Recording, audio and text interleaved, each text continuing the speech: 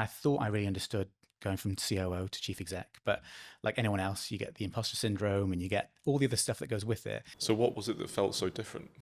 They're really obvious things, and it's a feeling. So when I was chief operating officer, I think of the 250 people that we were, I think I looked after like 210 of them, 220 of them. So it felt like I was in charge of every project. Got involved in a lot of the pre-sales. So I felt like I had that end-to-end responsibility. But what I hadn't quite appreciated is that every major client, every major vendor, everyone in the business just looks at you differently. And I used to exist in this wonderful space where I could just be a bit of an agitator for stuff, or let's try out this idea. It was always very safe, so I could kind of go off the deep end, and then our chairman could kind of rein me back in and go, maybe not, good idea, maybe in the future, but try this out. Or so suddenly you have to restart moderating your language and how you talk. So I'm quite direct, and I had to sort of start thinking about how I couch things that I say. So I always want to be.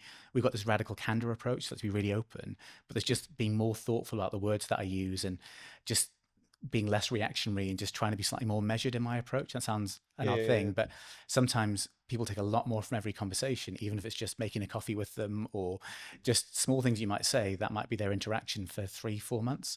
And just being more mindful about that sort of role and the fact that you're leading with others. So I just remember when it was announced that I was going to succeed from David, 6 months away from when that was going to happen as chief exec, and then moving to chairman, then suddenly everyone just started talking to me differently, and it's like everything smelt of white paint, if you know what I mean. Like, so before I used to get involved in lots of service issues, or I'd be involved in an idea or something else. Suddenly everything was, well, we'll just iterate that idea a bit more before we take it to Rory, or that client issue, that's fine, we'll sort that out before we take it to him. And I wasn't used to that, and so I had to realize my role had changed, and I had to conduct myself differently to be invited into those rooms again, or give people the space to operate, but equally kind of make sure it was a safe space, if that Yeah. makes sense.